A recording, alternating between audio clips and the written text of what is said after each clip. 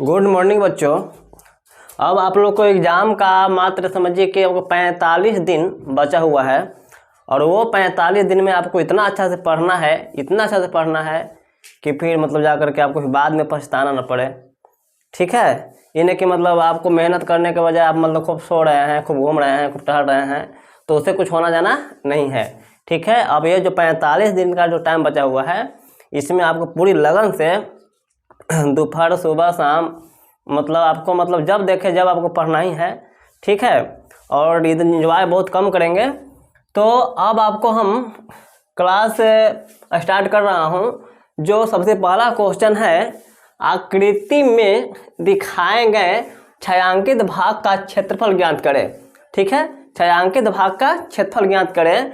चारों कोणों पर वृत्त का चतुर्थांश है, वृत्त का चतुर्थांश है और केंद्र में एक वृत्त है और पाई के मान कारक 22/7 लेना है। जैसे आप फिगर में देख रहे होंगे कि एक क्या है, आपको वर्ग दिया हुआ है। वर्ग जो जिसका जो भुजा दिया हुआ है वो आपको 4 सेंटीमीटर है। ठीक है, और इसका जो कोना पर काटा गया है, कोना पर चतुर्थांश काटा गया है जिसका त्रिज्या आपको 1 सेंटीमीटर है, इसका भी 1 सेंटीमीटर है, इसका भी 1 सेंटीमीटर और इसका भी 1 सेंटीमीटर है। यानी चारों आपको क्या है, बराबर है। उसके बाद देखिए कि आपको क्या है, बीच में एक वृत्त काटा हुआ है जिसका व्यास 2 सेंटीमीटर है। ठीक है, और आपको निकालना क्या है कि ये छायांकित भाग का क्या निकालना है, क्षेत्रफल। छायांकित भाग का क्षेत्रफल निकालना है। तो सबसे पहले लिखेंगे सोल्व और यहाँ लिखना होगा कि वृत्त की त्रिज्या, वृत्त की त्रिज्या जो आपको दे दिया है 1 सेंटीमीटर। ठीक है, वृत्त का त्रिज्या कितना है, 1 सेंटीमीटर। और उसके बाद वर्ग की भुजा आपको हो गया 4 सेंटीमीटर। ठीक है, वर्ग की भुजा 4 सेंटीमीटर। तो सबसे पहले आपको ध्यान देना है कि सबसे बड़ी आकृति क्या दिखाई दे रहा है आपको, बड़ी आकृति आपको वर्ग है। ठीक है, वर्ग है, बड़ी आकृति क्या है, वर्ग है। और काट रहा है वो आपको क्या है, वृत्त है और चतुर्थांश है। तो यहाँ लिखेंगे कि छायांकित भाग का क्षेत्रफल, छायांकित भाग का क्षेत्रफल बराबर, पहले लिखना पड़ेगा कि वर्ग का क्षेत्रफल, ठीक है, क्योंकि वर्ग में से ही काटा जा रहा है। तो वर्ग का क्षेत्रफल घटाओ लिखेंगे एक वृत्त का क्षेत्रफल, एक वृत्त का क्षेत्रफल अब प्लस 4 गुने चतुर्थांश का क्षेत्रफल, ठीक है। 4 गुने का है 4 लिखे, क्योंकि आपको कोना क्यों है, 4 गो है और 4 गो ही बना गया है चतुर्थांश, तो इस चलते 4 गुने चतुर्थांश का क्षेत्रफल। तो वर्ग का क्षेत्रफल क्या होता है, भुजा स्क्वायर माइनस एक वृत्त का तो पाई आर स्क्वायर। ठीक है,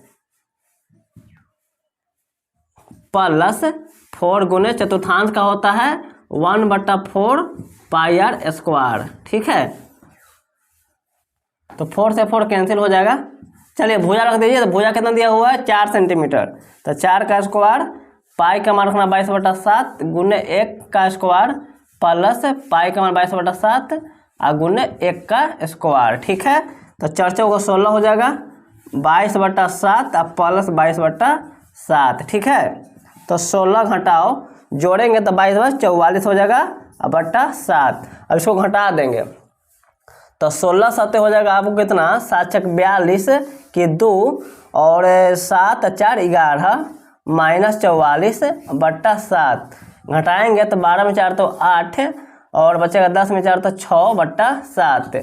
ठीक है, यानी 7 7 7 7 9 63 9 पूर्णांक 7 9 63 और 5/7, ये आपको हो जाएगा आंसर। ठीक है, 9 पूर्णांक 5/7 सेंटीमीटर स्क्वायर आंसर हो जाएगा। ठीक है, तो इस तरह से मतलब अगर एग्जाम में क्वेश्चन आता है आपको तो बना लेना है। अब है नेक्स्ट क्वेश्चन।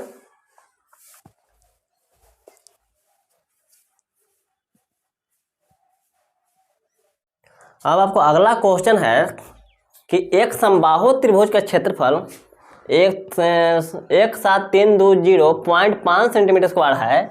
तो त्रिभुज के प्रत्येक शीर्ष से त्रिभुज के भुजा की आधी लंबाई की त्रिज्या से एक वृत्त खींचा गया है। ठीक है, एक वृत्त खींचा गया है।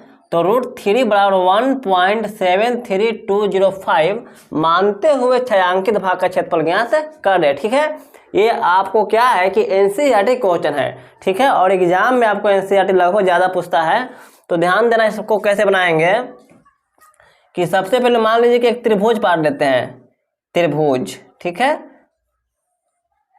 और कह रहा है कि इसका आधी लंबाई, त्रिभुज की भुजा की आधी लंबाई को मान करके वृत्त खींचा गया है ऐसे, और यहाँ से ऐसे। ठीक है, यहाँ से ऐसे ऐसे मतलब काट दिया। तो ध्यान देना है कि समबाहु त्रिभुज है। क्या है? समबाहु त्रिभुज। तो समबाहु त्रिभुज में आपको ध्यान देना है कि प्रत्येक कोण बनता है 60 डिग्री, प्रत्येक कोण बनता है 60 डिग्री, और ये भी 60 डिग्री। ठीक है, और ये मान लीजिए कि इसका लंबाई मान लेते हैं ए, तो ये जो काटा गया है ये आधा लंबाई यानी a/2 हो जाएगा। ठीक है, और आपको ध्यान देना है कि छायांकित भाग कौन बचा, तो यही छायांकित भाग बचा है, और इसी का क्षेत्रफल निकालना है। ठीक है, छायांकित भाग का क्षेत्रफल निकालना है। तो सबसे पहले ध्यान दीजिए, सोल्व लिखेंगे, और यहाँ समबाहु त्रिभुज का क्षेत्रफल दे दिया गया है। समबाहु त्रिभुज का क्षेत्रफल दे दिया गया है, तो लिखेंगे कि समबाहु त्रिभुज का क्षेत्रफल कितना दे दिया है कि 17320.5। ठीक है, और इसका फॉर्मूला होता है √3/4 गुने भुजा स्क्वायर और 1732.05।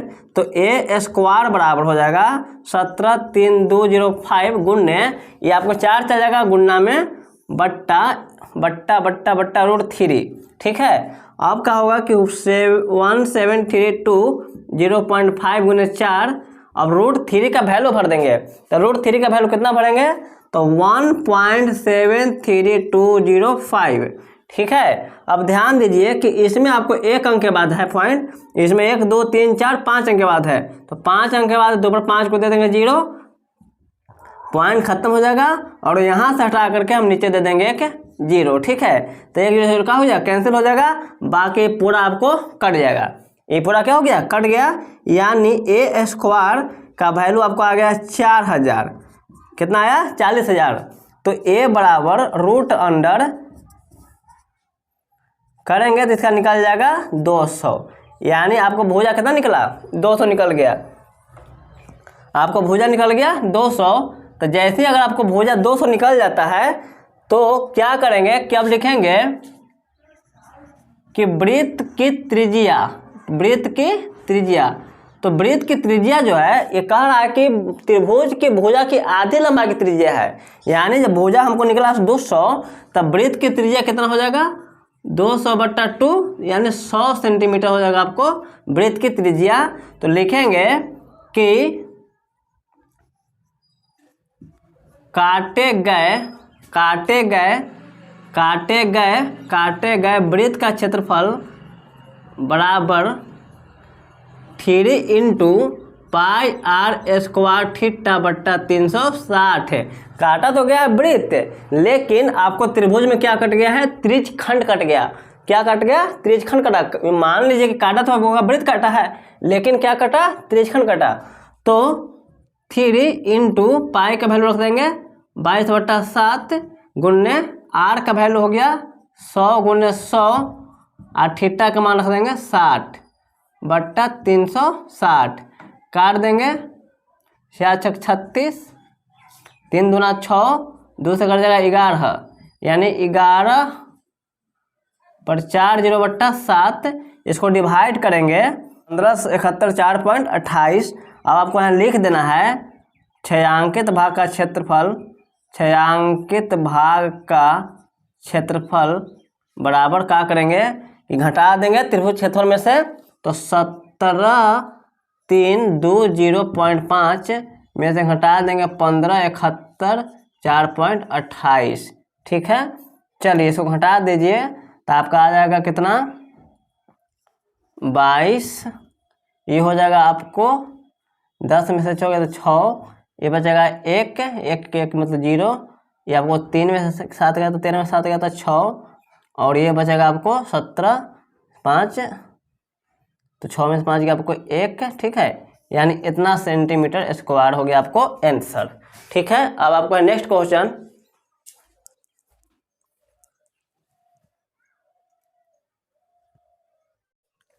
एक क्वेश्चन है कि एक वृत्त की परिधि उसके व्यास से 16.8 सेंटीमीटर अधिक है, तो वृत्त की परिधि ज्ञात कीजिए। ठीक है, एक वृत्त की परिधि क्या है, उसके व्यास से 16.8 सेंटीमीटर अधिक है, तो वृत्त की परिधि ज्ञात कीजिए। ठीक है, तो इसका हम सोल्व कैसे करेंगे, देख लीजिए कि सबसे पहले हम मानेंगे कि माना कि वृत्त की व्यास जो हो जाएगा आपको डी हो जाएगा। ठीक है, क्या हो जाएगा, डी हो जाएगा। तो परिधि जो है, परिधि कह रहा है कि आपको व्यास से 16.8 सेंटीमीटर क्या है, अधिक है, क्या से, व्यास से।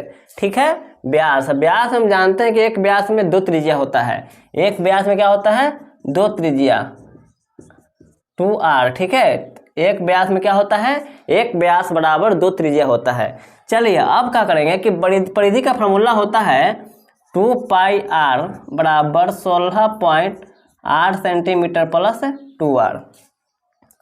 2πr इसको लेके चलाएंगे ई पार्टी माइनस में, बराबर 16.8। ठीक है, अब r का कर लेंगे, कॉमन कर लेंगे, तो पाई माइनस 1 हो जाएगा, बराबर 16.8 हो जाएगा। ठीक है, 2r पाई के वैल्यू भरेंगे 22/7 घटा 1 बराबर 16.8 हो जाएगा।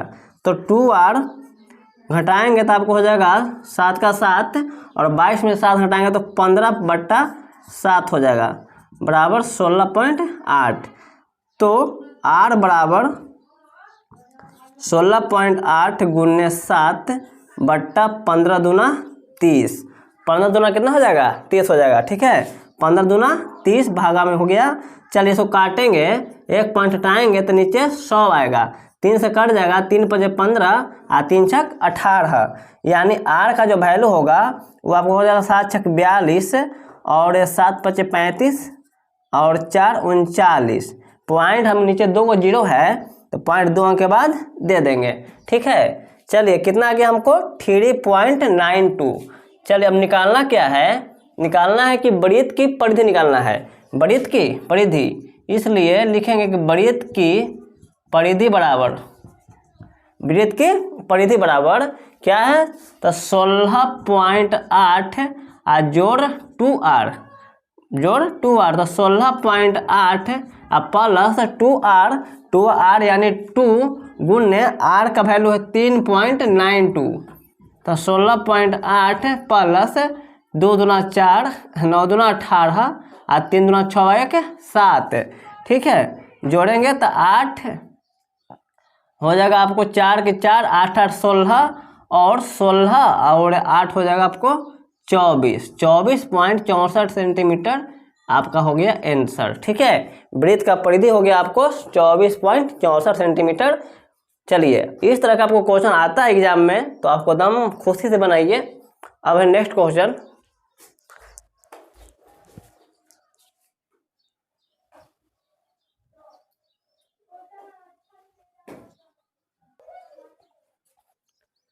अब आपको अगला क्वेश्चन है कि 22 सेंटीमीटर परिधि वाले वृत्त के एक चतुर्थांश का क्षेत्रफल ज्ञात करें। ठीक है, एक चतुर्थांश का क्षेत्रफल ज्ञात करें, तो सबसे पहले इसको सोल्व करेंगे तो देखना कि क्या दिया हुआ आपको, परिधि दिया हुआ है। ठीक है, परिधि यानी वृत्त की परिधि आपको दिया हुआ है 22 सेंटीमीटर। ठीक है, वृत्त का परिधि कितना दिया हुआ है, 22 सेंटीमीटर।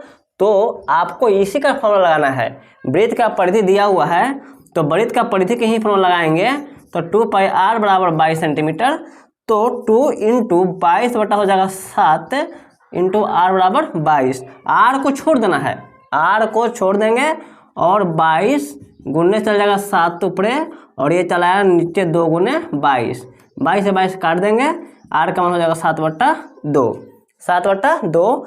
अब आपको क्या निकालना क्या है कि वृत्त के चतुर्थांश का, वृत्त के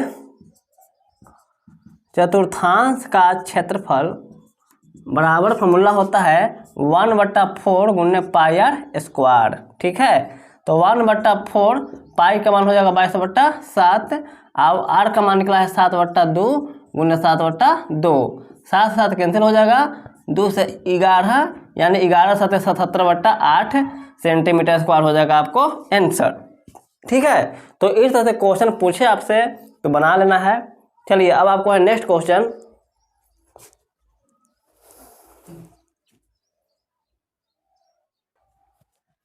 अब आपको नेक्स्ट क्वेश्चन है कि एक घड़ी की मिनट की सुई की लंबाई 12 सेंटीमीटर है। ठीक है, तो उस सुई द्वारा 35 मिनट में रचित क्षेत्रफल ज्ञात कीजिए।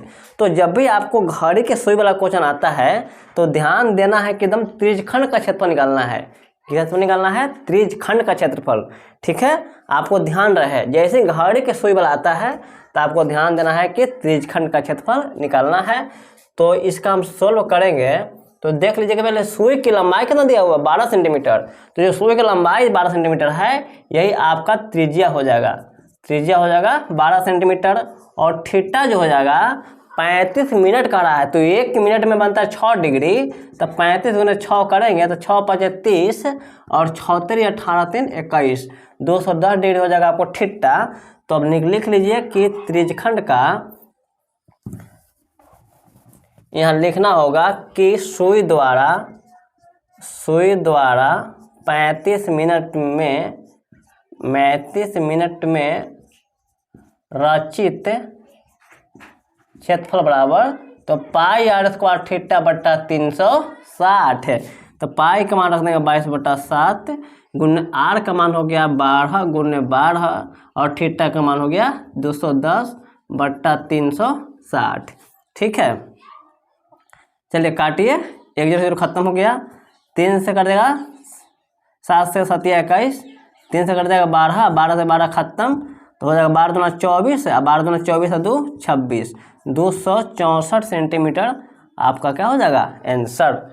ठीक है, 264 सेंटीमीटर स्क्वायर आंसर हो गया। चलिए अब आपको नेक्स्ट क्वेश्चन।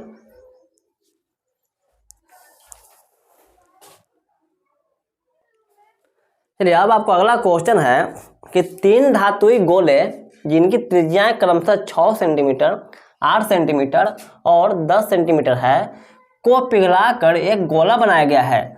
तो निर्मित गोले की त्रिज्या ज्ञात करना है। ठीक है, यानी 3 गोले को पिघलाया और एक बड़ा गोला बनाया। ठीक है, तो ध्यान देना है बात को। तो पिघलाने वाला जब भी काम आएगा तो हमको आयतन का फॉर्मूला लगाना है। ठीक है, पिघलाया यानी अब इसको सोल्व करेंगे तो देखना है कि R1 हमको कितना हो गया तो 6 सेंटीमीटर, R2 हो गया 8 सेंटीमीटर और R3 हो गया आपको 10 सेंटीमीटर। ठीक है, R1 यानी पहला गोला का त्रिज्या, दूसरा गोला का त्रिज्या और तीसरा गोला का त्रिज्या।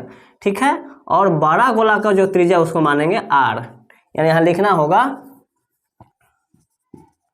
बड़ा गोला की त्रिज्या को क्या माने हमने R माने। ठीक है, बड़ा गोला त्रिज्या क्या माने R।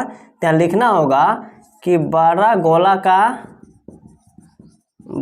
का आयतन बराबर तीनों छोटे गोला का आयतन।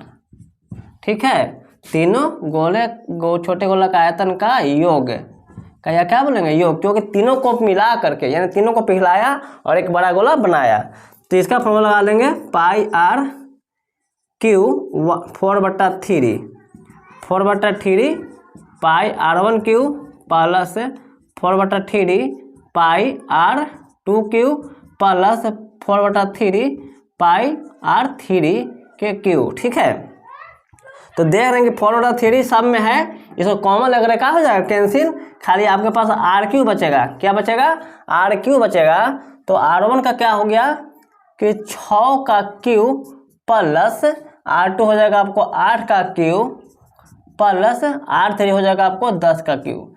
समझ में आया। 4/3 पाई जो है सब में है क्या हो गया कॉमन लेकर के कैंसिल, कॉमन लेकर क्या हो गया कैंसिल हो गया। खाली इसमें RQ बचेगा, इसमें R1 बचेगा। तो R1 का वैल्यू हमको दे दिया गया है 6, R2 का वैल्यू दे दिया गया है 8 और R3 का वैल्यू दे दिया है 10। तो 6 का हो जाएगा 216, 8 का हो जाएगा 512 और 10 का हो जाएगा 1000। जोड़ेंगे तो इसका आपको जोड़ने के बाद आपको आ जाएगा कितना 1728 1728 आ जाएगा। ठीक है, 1728 आ जाएगा। तो क्या करेंगे कि r बराबर हो जाएगा √1728। यहाँ क्यू निकालेंगे तो इसका आ जाएगा 12। क्या आ जाएगा? इसका घनमूल निकालेंगे तो आ जाएगा 12। अतः लिख लेंगे, अतः बड़ा गोला का त्रिज्या बराबर 12 सेंटीमीटर आंसर, बराबर 12 सेंटीमीटर आंसर। चलिए अब है आपको नेक्स्ट क्वेश्चन।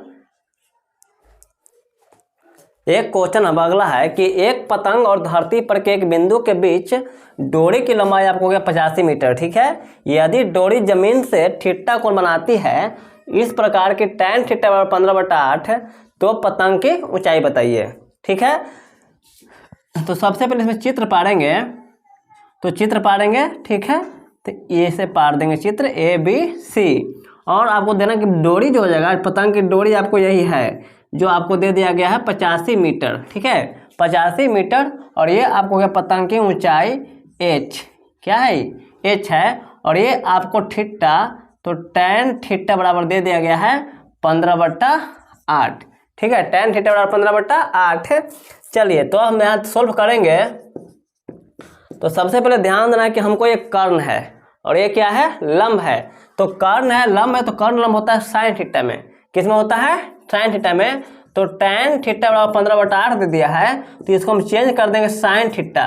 तो साइन थीटा में होता है लंब बटा कर्ण, तो लंब तो हो गया 15 और कर्ण निकालेंगे तो आपका हो जाएगा 17। ठीक है, कर्ण निकालेंगे तो कितना हो जाएगा? 17, क्योंकि लंब 15 है और आधार 8 है, तो हम कर्ण निकालेंगे तो हो जाएगा 17, यानी साइन थीटा बराबर 15/17। ठीक है, तो माना कि पतंग की ऊंचाई क्या है? h है। क्या है? h है, तथा डोरी की लंबाई आपको दे दिया है 85 मीटर। ठीक है, तो चित्र से चलेंगे तो चित्र में क्या है कि साइन थीटा का लगाएंगे फॉर्मूला, तो लंब बटा होता है कर्ण। तो साइन थीटा का वैल्यू दे दिया गया 15/17, और लंब कितना है? तो लंब हमको h और कर्ण हो गया 85, तो 17×5 = 85 और 15×5 = 75, यानी h का मान जो हो गया आपको 75 मीटर। अतः पतंग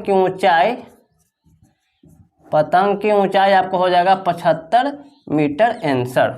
ठीक है, चलिए अब आपको अब मिलेंगे नेक्स्ट वीडियो में। ठीक है, आज का क्लास इतना ही तक, धन्यवाद।